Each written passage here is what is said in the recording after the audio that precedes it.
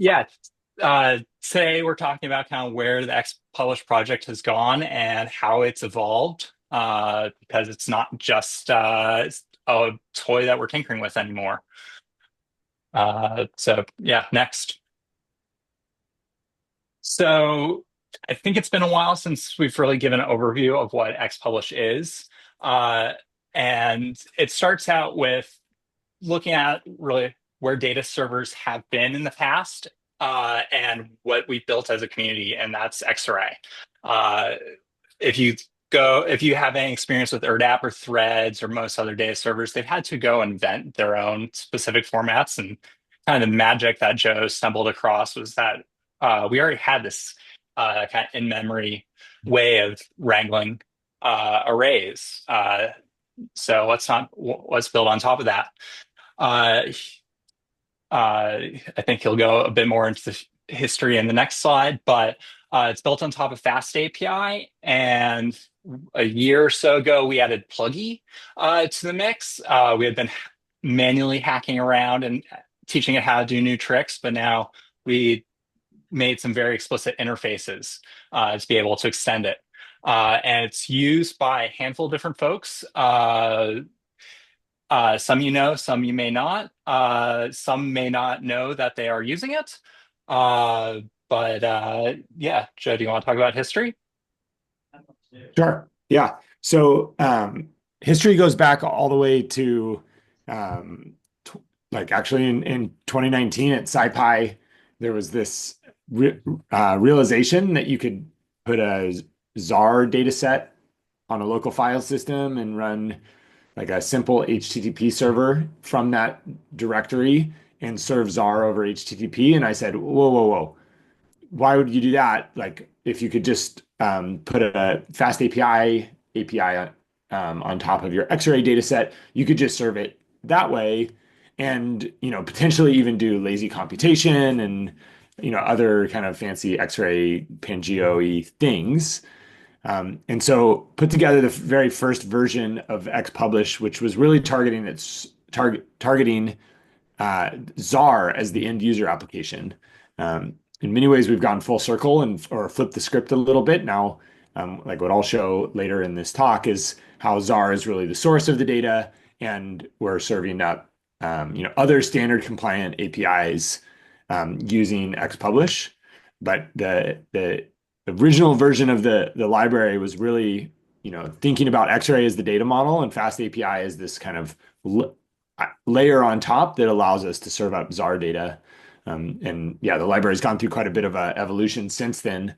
You can still serve Xarr data from Xpublish, although I think it's probably the least used plugin at this point. So yeah, I'll leave it there. There's a very old, now quite out of date Medium blog post that I wrote back in 2020, if you want to learn more about the history. Yeah, and then kind of the second phase of the project, I think, really kicked off when a bunch of us in the IU's realm started poking around at it, trying to figure out ways that we could keep our data in Xarr, but allow a lot of our legacy data servers to be able to access it, or to be able to find other ways to support those data servers when they weren't able to do what we needed our systems to do these days. But yeah, so that really evolved into this plugin system. Really, what it gives us is a separation of concerns in a data server. If we were in a room, I'd have people like put their hands up for who actually has to run servers, and has found pain with things being tied too closely to the actual formats that are stored on disk. Uh, but really, the core of Xpublish is that you can define your own way to load data sets, whether that's from an ice chunk store, as Joe will get into later, or you have netcdf on disk. You're pulling in an intake catalog, kind of any variety of way that you can get a data set into be an Xarray when a client asks for it. Then you can let Xpublish deal with kind of pivoting it, and here figuring out which service it's supposed to serve it out from, whether it's uh, EDR, OpenDAP, WMS, ZAR, kind of whatever creative thing you want to come up with. And we haven't gotten too far into this, but you can layer plugins together. They can be pluggable themselves to extend with different data formats or output representations, which we do a little bit in EDR, or middleware to completely do transform and wrap requests or data sets as they go through the system. Next. So really, like, what does a plugin look like? This is the core of the OpenDAP plugin here. And it's kind of three main chunks. How do you configure it? How do you implement it and tell Xpublish about it?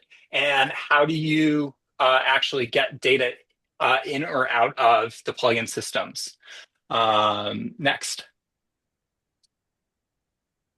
So the implementation is really as by building on top of Pydantic models. It gives server admins the ability to change things on the fly. We haven't done, I'll note that we're doing that too much with many different plugins, but you can change where it's mounted. You can change what tags Open API clients are finding it as, or you can even reuse and mount plugins multiple times. Next.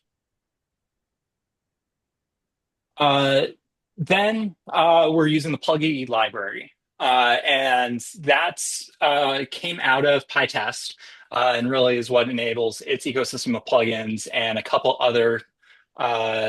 a couple other big projects. Uh, but it gives us a standard way of defining here's how we want to hook into the system. So we've defined a couple different specifications of where you can hook in to Xpublish. You can define new app routers, so top level routers, dataset routers, which handle one data set at a time. And then for loading data sets, get data set and get data sets, whether it's one or you just want to know which ones exist. And register hook spec, which means a plugin can tell Xpublish what other plugins should be able to implement and kind of dynamically continue extending the system. Uh, so while you can go and manually configure stuff, Xpublish will also automatically go and load if you don't specify. I only want this set of plugins via the entry points system. So next. And then where we probably get into like the scary words of dependency injection and all the Java people are traumatized right now. But Fast API has a really cool dependency injection system where it's smart enough to say like, hey, you requested this. You asked for the same information a couple different ways. I'll collapse that down to a single process. I can also deal, or Fast API, not me. It'll also deal with sync async boundaries. So if you have some stuff that can go on at the same time and uh, another thread, it'll take care of that. That's discussion of how async we want to make things as well. Um, and then we built upon that by making our actual collection of dependencies that a plugin can kind of pick and choose from, be a Pydantic object that can be overridden itself. So you can have, say, an app router that goes and has its own depends dataset loading options and remounts those dataset routers with any of these methods, whether for loading the dataset or cache overridden. Okay, next. So as a community, we've built A handful of different plugins so far for the major ways that we needed to interact with it, or that folks that we're working with need to interact with it. So Czar was the original and way that Xpublish talked, and we refactored that into a plugin.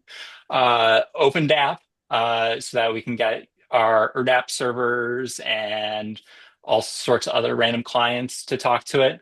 WMS for your web maps, EDR for various querying from the web, uh, and uh, and intake for both providing a catalog from our data sets and also being able to bring data in that way.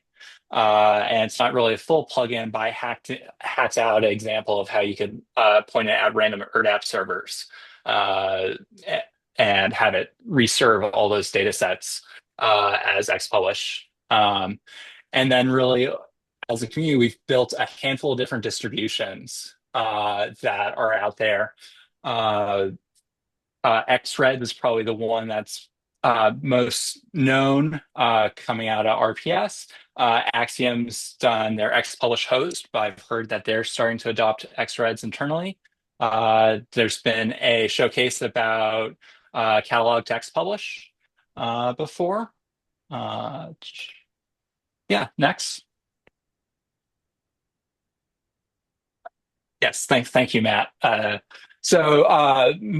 was one of the driving forces behind publishing building Xreds, Xarray environmental data services to go with all of our weird, not quite acronyms, and it is mainly focused on being a really cool, really nice, fast model viewer that also can supply all these other services that Xpublish can do.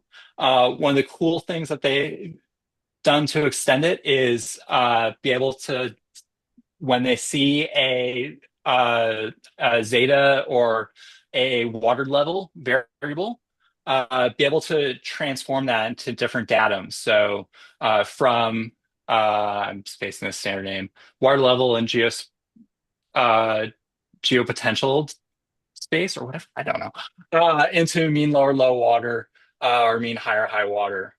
So they've done that there by referencing a whole nother file and doing some computation on the fly. And I think now it's Joe's turn. Cool. All right.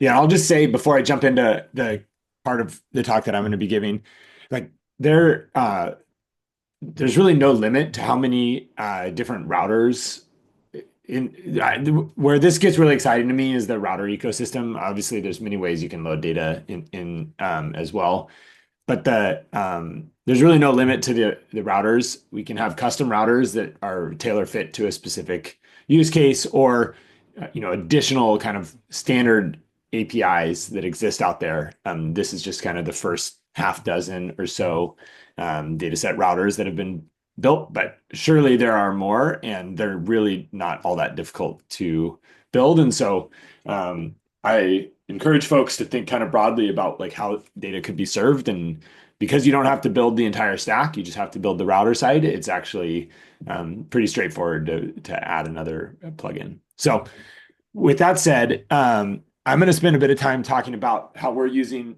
Xpublish at Earthmover these days. And here I've stolen some of my own slides from a presentation I gave at AGU and AMS in the last couple months.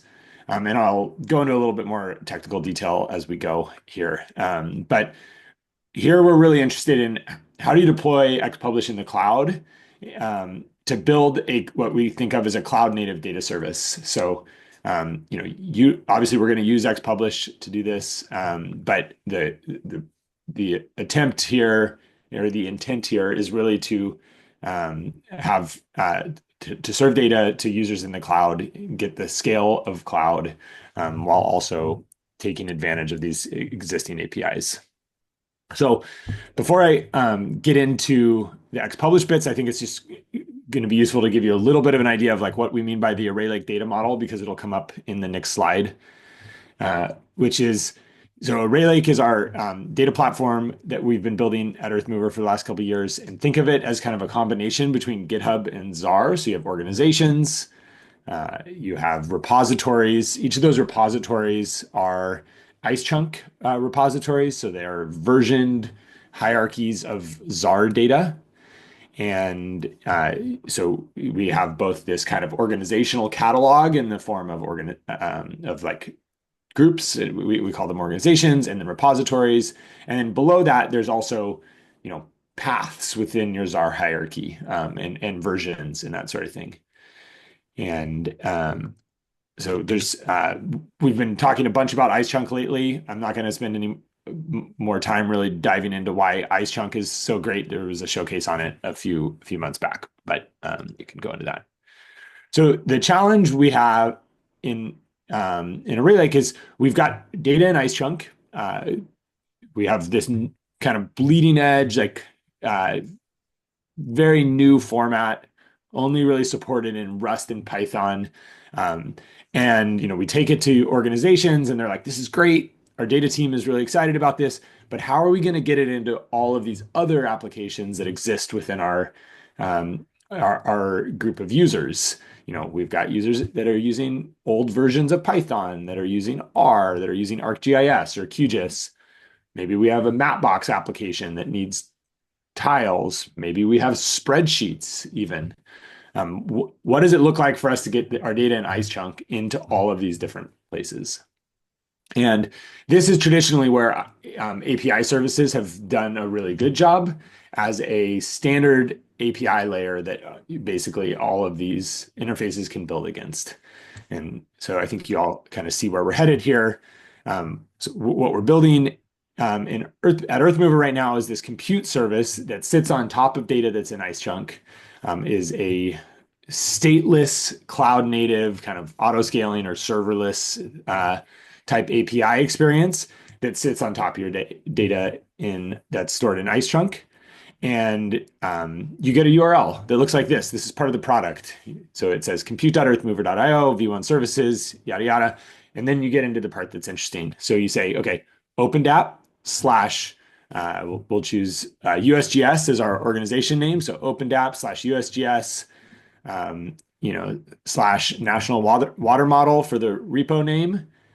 You say maybe main for the latest branch and some path within there for the group. And you can read this data with OpenDAP as an example. And so, or change that out to EDR. This is an OGC API. You can make JSON queries against that.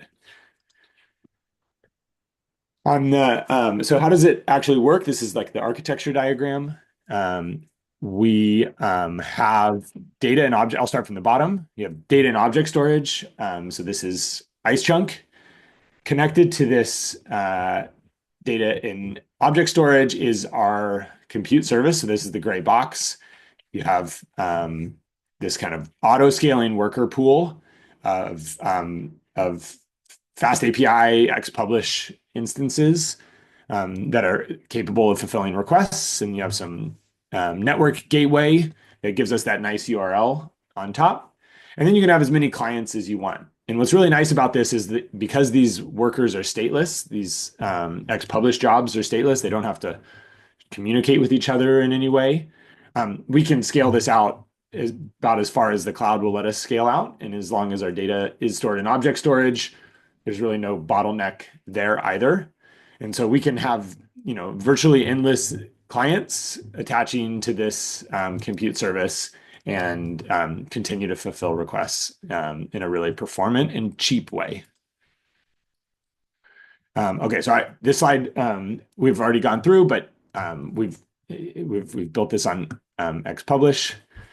And then the one kind of results slide here is just like what it looks like to hit this service, with a lot of concurrency, with a lot of users, right? And so we ran a scaling test of the service sitting on top of Ice Chunk. And here we used OpenDAP, and we were making random point queries, time series queries with pulling out some GFS data, so some forecast data. And the requests themselves weren't huge, but they were totally randomized, so no caching or anything in play.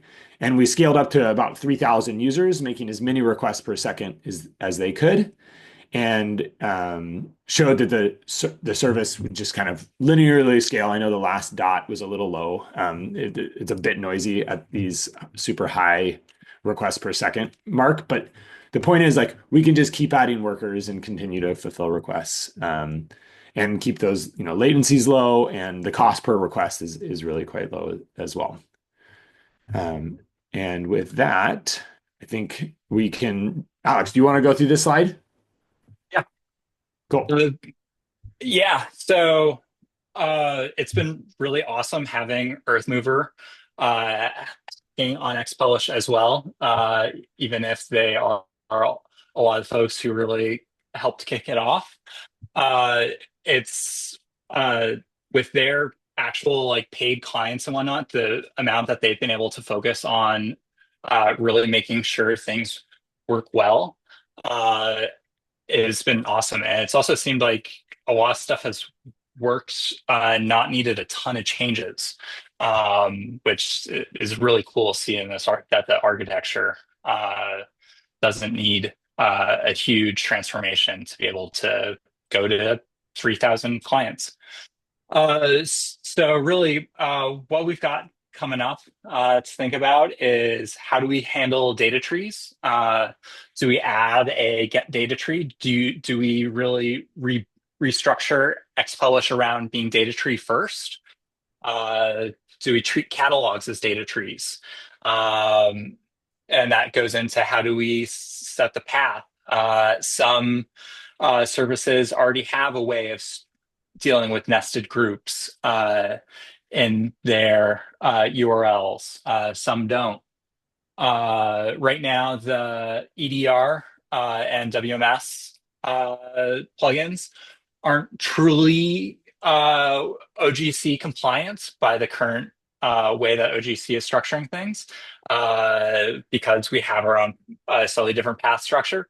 We're trying to make sure that the request response and responses are really pretty much compliant there. But do we want to push for actually making it go all the way? Then we have a lot of performance questions. And some of that is shaking Earthmover enough to get good answers and figure out how to disseminate those into be more easily accessed and used by the community, as to like when does Dask help? When does it take long enough to get started that it hurts? Where does caching work? Right now, we have a really tiny little cache system. Do we want to have it at the uh, uh, reverse proxy layer? Do we need to have it at different places? And where should we be doing async? Right now, a lot of the Python scientific stack isn't very async aware. So that may be a very big lift for us to do, but they've been working on that from the other end with Xarray 3. And yeah, we have, if you have any opinions on where we should go and what we should do, we've got a GitHub organization, and we've got community meetings on first Fridays the month at 1 Eastern. So I think that's what I've got.